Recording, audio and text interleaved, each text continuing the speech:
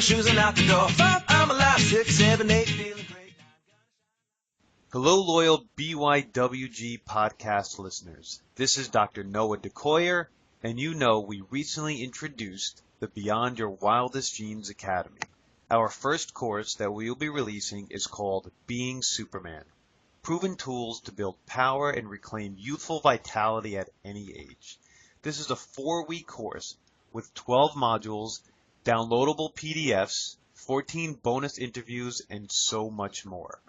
The link for more information is www.beyondyourwildestdreams.com/being-superman/. It will also be in our show notes.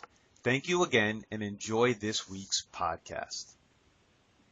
Hey everybody, welcome back to the Beyond Your Wildest Dreams podcast. I am your co-host today, Dr. Mike Akinfora, and today I have with me Dr. Joe Tatta. Joe, how are you? Great. It's great to be here with you. Thanks for having me on the show. Joe has written a great book called Heal Your Pain Now. I'm going to get into this book in a minute, but first I want to read you Dr. Joe's bio, and then we'll get right into it. So Dr. Joe Tatta is a doctor of physical therapy, board-certified nutrition specialist, and a functional medicine practitioner who specializes in treating persistent pain and lifestyle-related musculoskeletal, metabolic, and autoimmune health issues. His mission is to create a new paradigm around treating persistent pain and reverse our global pain epidemic. He is the creator of the Healing Pain Online Summit and the host of the Healing Pain Podcast, designed to broaden the conversation around natural strategies towards solving persistent pain. Dr. Tatta is the author of the best-selling book Heal Your Pain Now, a revolutionary program to reset your brain and body for a pain-free life by Capo Press. He is currently in private practice and also provides online health consulting to help people achieve a pain-free life from chronic disease. Joe, welcome to the show. It's great to be with you. I'm glad to be talking to you about this important topic today. Absolutely. And Joe, we are neighbors. I did not realize before we spoke that you're right in Manhattan, right across the river from us in little old Bayonne. Yeah, so we'll compare our New York accents and our Jersey accents, and we'll give people a lot of great information. What do you mean? What accent you talking about, huh? Yeah. So, Joe, could you tell people about your journey for us and start wherever you want with that? Sure. So I am a doctor of physical therapy, so I'm a licensed physical therapist, and my journey really starts when I was much, much, much younger, probably around the age of 8 years old. And for me, it was from a family member. My mom, who was a nurse, actually worked in a hospital where she did adolescent cancer medicine. So she worked with kids who were sick with cancer, and she actually worked the night shift. So during the day, she took care of the husband and the house and the kids and the dog and all the things that super moms do.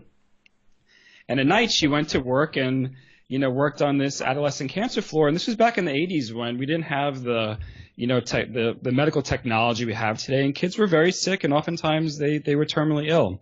So she did that for a number of years. And as you know, Michael, when you work the night shift, it has awful effects on your health. So after about 3 or 4 years, mom wasn't doing too good. So she was, fatigued. Nowadays, we probably would call it, adrenal fatigue. Back then, we just kind of called it burnout. She had digestive issues. She had chronic back pain. She had chronic neck pain. She kind of bounced back and forth between anxiety and depression.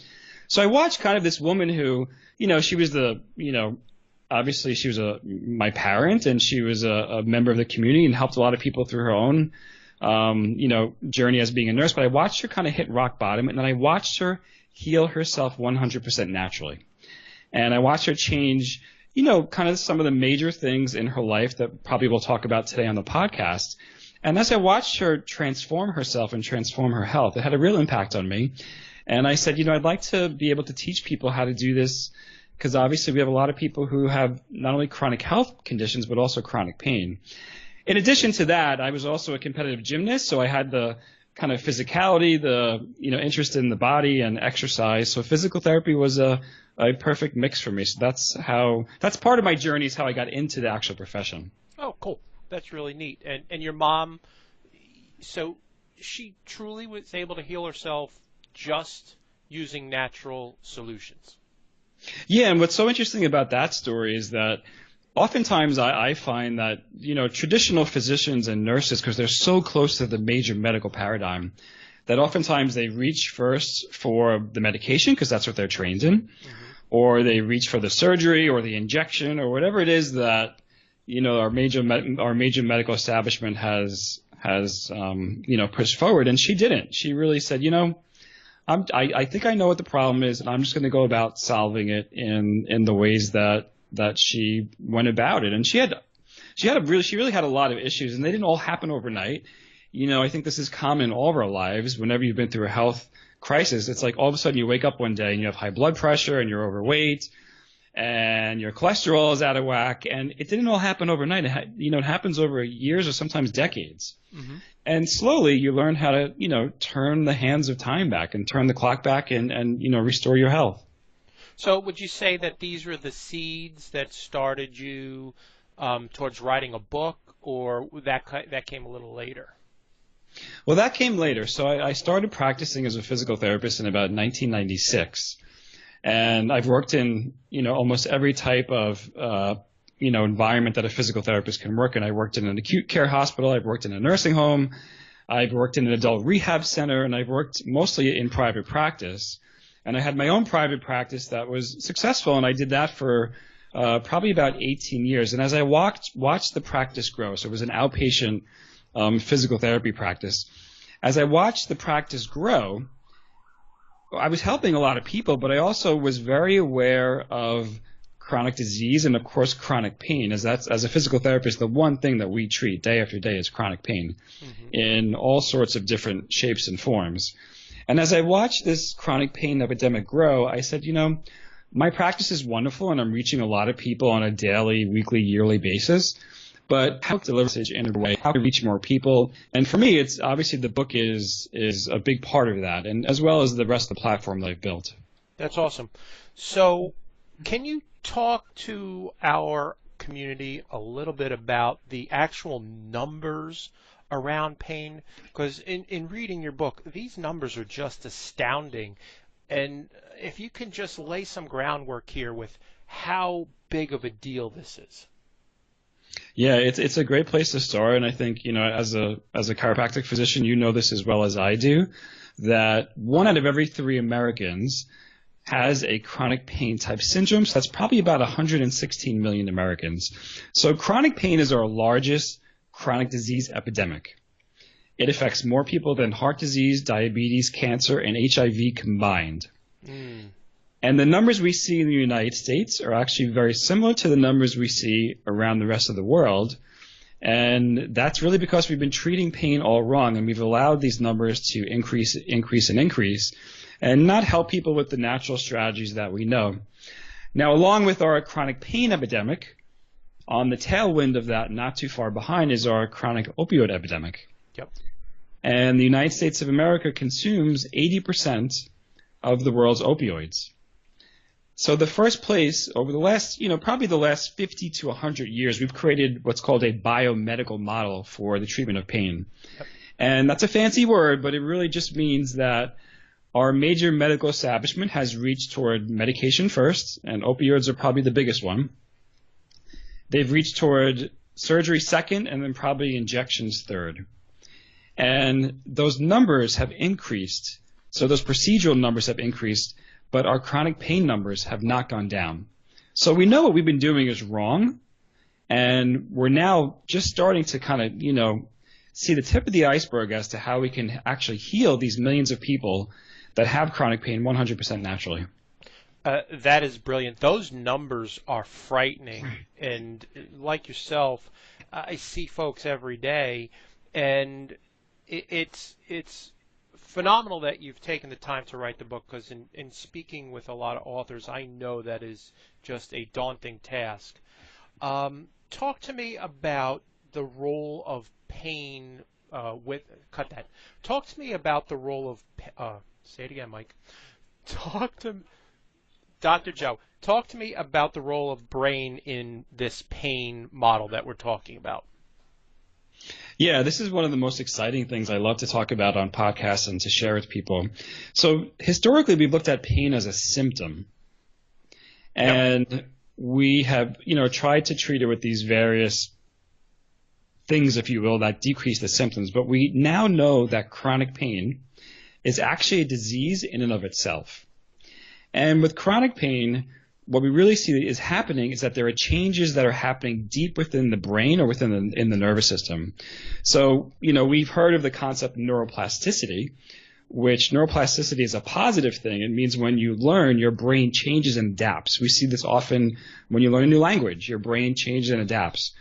With chronic pain, there's this kind of maladaptiveness that happens in the brain, in the spinal cord, in the rest of the nervous system. So with acute pain, we know that's caused by an injury. We know there's tissue damage with that happens. But with acute pain or injury, your body has a natural ability to heal. And that inflammatory process, which is positive, is a good thing. It'll heal whatever tissue is injured within 3 months. Mm-hmm.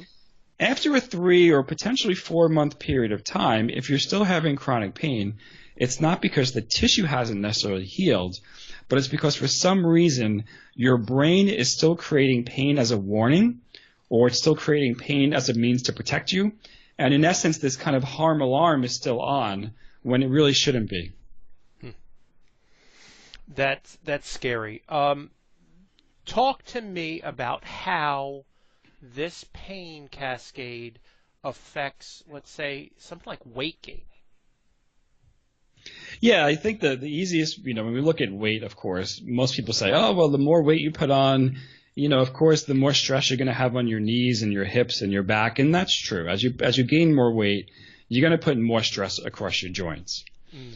But the real take-home message with weight gain is that most of that weight is around your belly. So it's that belly fat that we kind of carry around with us like a spare tire, so to speak. But that's not dead weight. That belly fat is an active kind of factor of chemicals. And all day long, it's producing inflammatory chemicals. And those inflammatory chemicals get circulated throughout your entire body. And oftentimes, those inflammatory chemicals can create low-grade or sometimes high-grade inflammation. And inflammation is often at the root of many of our diseases that we see in modern-day society. And that inflammation oftentimes causes pain. So often, when we start working with patients, of course, we're going to talk about weight loss if that's what they need. And, of course, we'll talk about nutrition because oftentimes those two are intimately related. Well, so dispel some of those myths about pain and healing for me. Well, I think the first one to talk about, and I'm sure if you've had chronic pain, you'll understand this, and oftentimes patients have been to upwards of 10 practitioners, and ultimately there's someone who says, well, I've tried everything with you, so it must be in your head. And we now know that people who have chronic pain, they're not making up. Your pain is 100% real. The pain you feel is real. It's not in your head. It may actually be a function of, this maladaptive nervous system, the nervous system being overly sensitive, but you're not imagining it, it's not in your head. So that's the first myth I want to bust for those who have chronic pain, or though even practitioners out there who, may be frustrated with the patients they're seeing and they can't get them better. Let's of course not, send that message out there. The other thing I like to talk about is imaging studies. Okay. And those are things like x-rays and MRIs and CAT scans, and they have their place. But we're learning more and more each day that the results we see on an imaging study is very poorly correlated with someone's reports of pain. So let's say you have an MRI done on your back and it shows a herniated disc. The truth is most people have herniated discs in their back or in their neck, but many of them have absolutely no pain at all. So an imaging study is just that. It's just a picture. It only gives you a snapshot of your anatomical health, and it doesn't necessarily correlate with your symptoms of pain. That's a big one for people to kind of start to digest. Even certain physical therapists and chiropractors are still having a hard time, looking at the imaging study and saying, okay, you have a herniated disc, but it may or may not have to do with the pain you're feeling. And oftentimes patients come to me and they say, I have this back pain, but the doctor found nothing. They found no arthritis in my back. They found no disc herniation. They found no, prolapse of a disc, whatever word you want to use for it. And not only is this seen in the spine, but we also see this in the knee joint, in the hip joint, in the shoulder joint, almost in every joint of your body. So the take-home message is, as you age, these degenerative changes are absolutely normal. And I don't want you to kind of latch on to the fact that the imaging study is 100% the reason for your pain. And there are ways to get around solving the pain naturally. The other thing about the imaging studies, oftentimes this creates a deep level of fear within the nervous system. And once it creates fear and the brain goes into this fight or flight response, it can stay that way for many, many months, sometimes even years, where your brain is producing, or where you feel, when you feel fearful, your brain produces pain as a way to kind of wake you up, alert you, and change your behavior. So, we want to use these imaging studies very delicately, and when we explain them to patients, we really want to explain the studies in a way that won't produce harm or fear to the patient in front of you. Absolutely, and that dovetails perfectly into what I wanted to talk about, is stress and the pain connection. Can you hit on that? And that fear leads right into stress. So talk about that a little bit. Sure. People know stress as the fight, flight, or freeze response. And I think the fight or flight response people understand. So obviously the fight is I'm going to lift my hands up and I'm going to fight off this person who's trying to harm me. The flight response is, you're going to run away from someone. The freeze response is something that people don't really tap into or think of that often. And this is a really, really old adaptation that we have in our body, that if you're not going to fight or flight, oftentimes you wind up freezing to a certain extent. Now, the freeze phenomena is really, really interesting, and there's so many different physiologic changes that happen in the body with the freeze response. But probably the biggest one is that certain muscles will tense or tighten. And when certain muscles tense or tighten, and inevitably those are typically the spinal muscles, so the muscles along your cervical spine, your thoracic spine, your lumbar spine, which is why we have such a huge incidence of chronic back and neck pain in our country, is that so many people are stuck in this persistent freeze state. So their muscles tighten or their muscles tense. When that happens, there's also decreased blood flow that comes to the muscle. So you're not getting healthy nutrition to the muscle, and you're not taking the waste products away from the muscle. Your brain will pay less attention to those parts of your body because you don't really need them. Your brain is more focused on your arms and your legs for fight or flight. The other really big thing I like to talk about and try to drive home with people is that when you're in this fight, flight, or freeze response, cortisol levels rise. Now, we know cortisol is the stress hormone, and it creates stress. It creates problems with blood sugar. But the really fascinating thing about cortisol that I found when I started researching for my book, Heal Your Pain Now, is that cortisol is really good at laying down memories. So every time you're in this fight or flight response, your body will lay down a memory and say, okay, I'm going to remember this situation. So that may be when you're stressed out in traffic. That's a memory. It may be when you have that Wednesday meeting at work that's stressful. That's a stress memory. It may be that, that mother-in-law that you run into on, the family picnic once a year. That's a memory. And when cortisol lays down these memories, and then you put yourself in a situation that is similar to that memory, it doesn't even have to be the exact same memory, it'll turn on that fight or flight response automatically, and oftentimes it turns on pain along with it.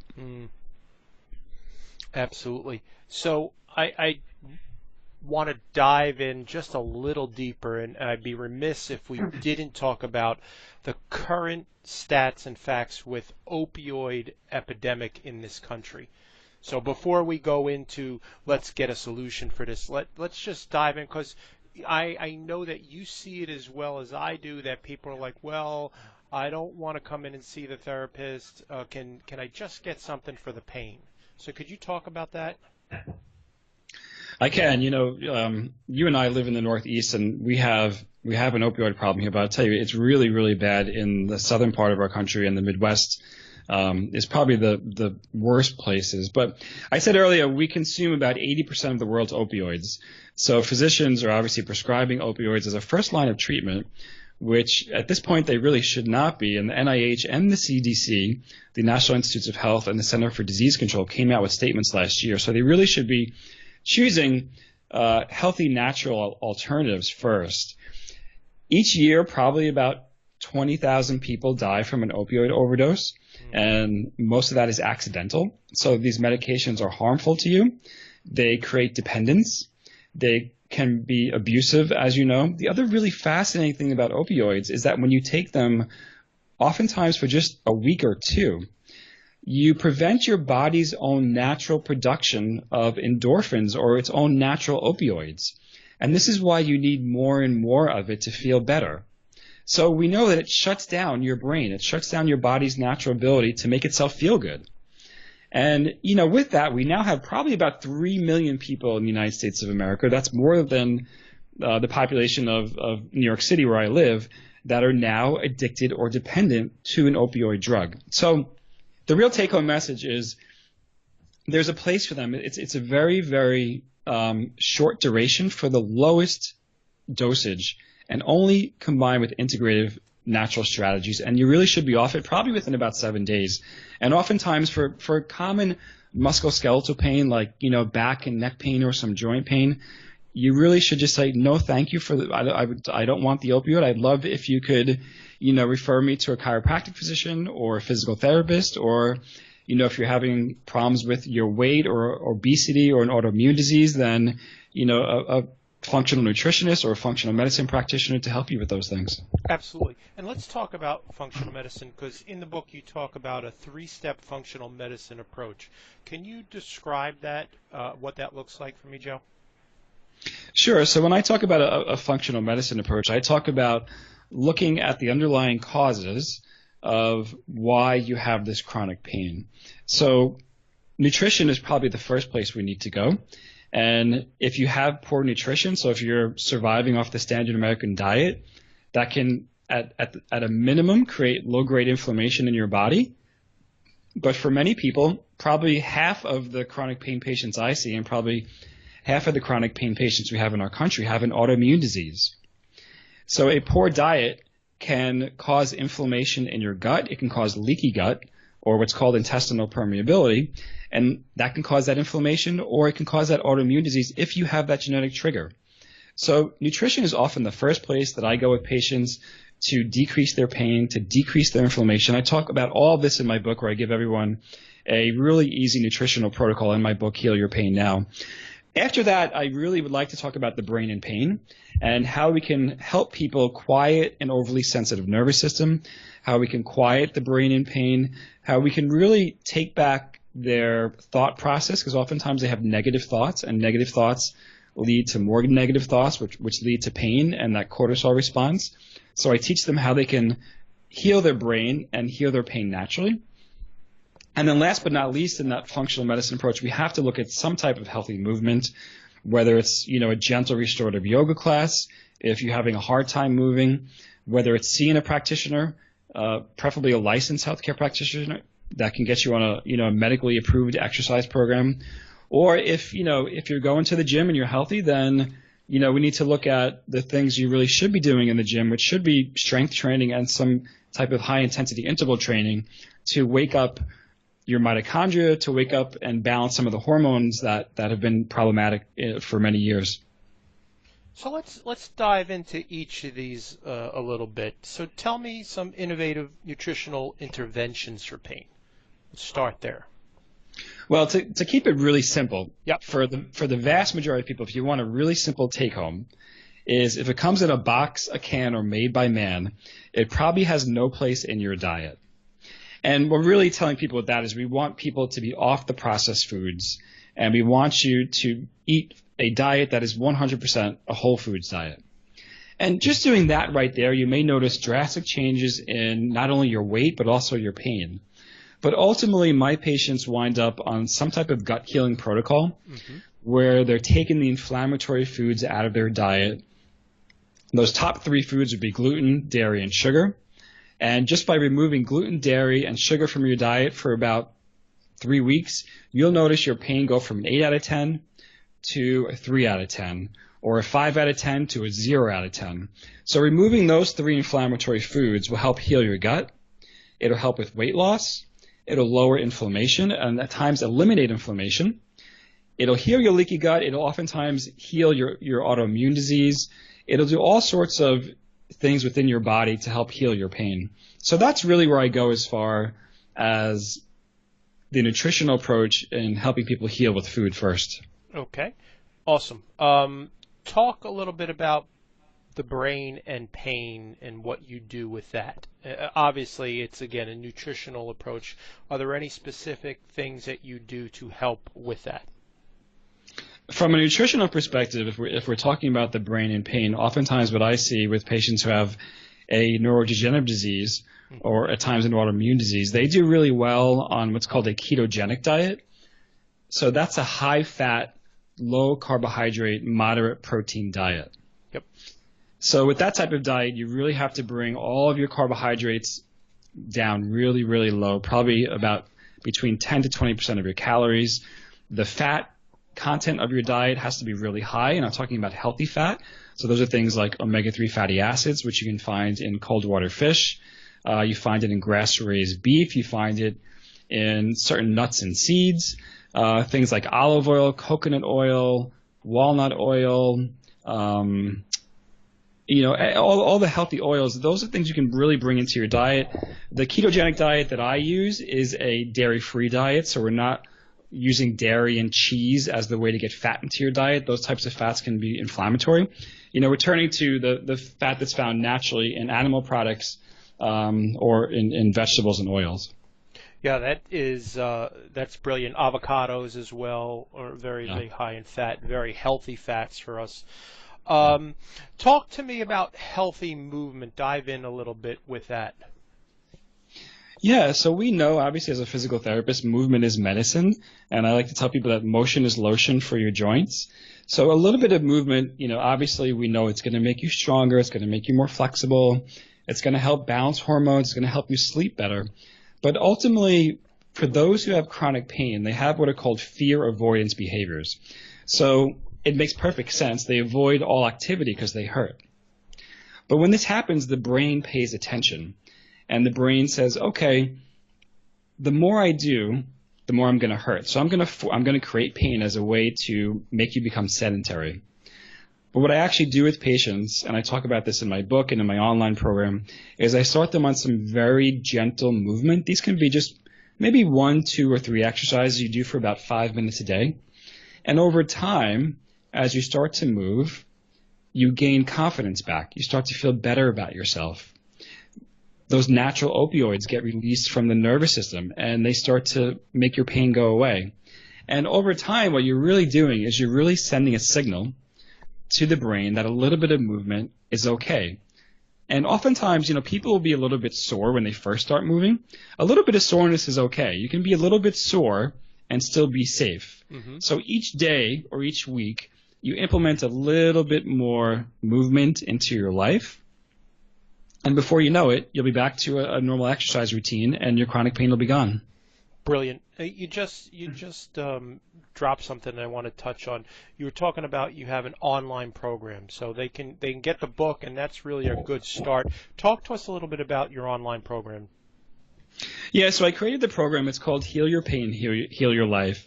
And I really created the program because we have, obviously, as we've been speaking about, a chronic pain epidemic with over 100 million people in chronic pain. Now, even if every single practitioner, jumped in and said, I'm going to treat people with chronic pain, it'd be really difficult to treat everyone. So I created the program. It's a 6-week program that brings you through a step-by-step process where I guide you through the process. I have a Facebook group where I help you and communicate with you. I do Q&A calls every week where I answer your questions about your specific pain, about your pain experience. And I take people through some of the things that we spoke about today, the brain and pain. Mm-hmm. I take them through a nutritional protocol, and I get them started on some really basic, gentle therapeutic exercise to help restore, their body, basically. And people absolutely love it. They love it first because they have all the information in one place. Because, Michael, you and I both know that integrative strategies work for the best for pain. So when we talk about that, we mean some type of nutritional intervention, some type of probably psychosocial intervention or psychological intervention, and then some type of movement intervention. But the truth is, there was just a study done in the Journal of Sports Physical Therapy that there were only 49 truly integrated pain centers in the entire country. Wow. So we don't have enough of these centers to treat people. So my thought pattern and my mission really is that this online program is a way to deliver the information to people that's easy. They can do it in the convenience of their home because, as you know, people with chronic pain have a hard time moving around. Mm-hmm. And they can do it in a group. And we know that the power of a group in healing can really 10 times your ability to heal. And once you get in that group and I'm in there helping you and the other members of the group are sharing their stories, you really feel motivated. You say, you know what, I can really do this. I can heal my pain. I can live a life where I can, now be physically active. I can re-engage with my friends and family again. And people start showing up in your life again once pain is not a consistent problem in your life. Absolutely. We found and seen this as well, is that you really need somebody to partner with. And when you do that, that's where the success comes in any program that we're talking about. It's really having a partner and being accountable. So that's brilliant. Where can they find that, Joe? So the program is called Heal Your Pain, Heal Your Life, and it's available on my website at www.drjoetatta.com. So that's DRJOETATTA.com. And, I think what you said about the accountability is huge. I'm the lead of the program, mm-hmm. but the other members of the program help hold each other accountable, and they really provide the motivation for, okay, I slipped this weekend, I had that piece of chocolate cake I shouldn't have had at the wedding. And people say, you know what, it's okay. That day is going to pass. Today's a new day. I'm here with you on this journey. We're all healing from whatever chronic pain syndrome you have together. And it's incredible what happens at the end of 6 weeks. People have such incredible stories about, hope and healing that I love to share with people. That is brilliant. You also have a pain quiz that people can take. What's that? Oh, and folks, if you're driving, this will all be in the show notes. But what is that pain quiz? Where can they find that, Joe? Sure. It's called thepainquiz.com. So just go to thepainquiz.com. And it's a really simple 10-question quiz that will give you information about what is the root cause of your specific chronic pain problem and how to heal it naturally. I love it. I'm really cognizant of your time, Joe. Is there anything else that you'd like to share with our audience? No, just that it was a pleasure being here and talking with you today. As a chiropractic physician, this work as well as I do. So it's great to be on this journey with you. And please check out the book, Heal Your Pain Now, and check me out on my website at drjoetatta.com. We will have all that information in the show notes. And Heal Your Pain Now, they can get that at Amazon. They can get that at Barnes & Noble, Joe. Yeah, it's available everywhere, in stores and online. Yep. Beautiful. All right, we will have all this in the show notes. Folks, thanks so much for listening. We greatly appreciate you, and we are respectful of your time. If you would be so kind as to leave a 5-star rating for us on iTunes, it helps us to help you and help others get the word out on what we're doing on these, like Dr. Joe just said, natural solutions that actually work. So I want to thank you again, Dr. Joe. I'm greatly appreciative of your time. Have a great day. Ciao, everybody.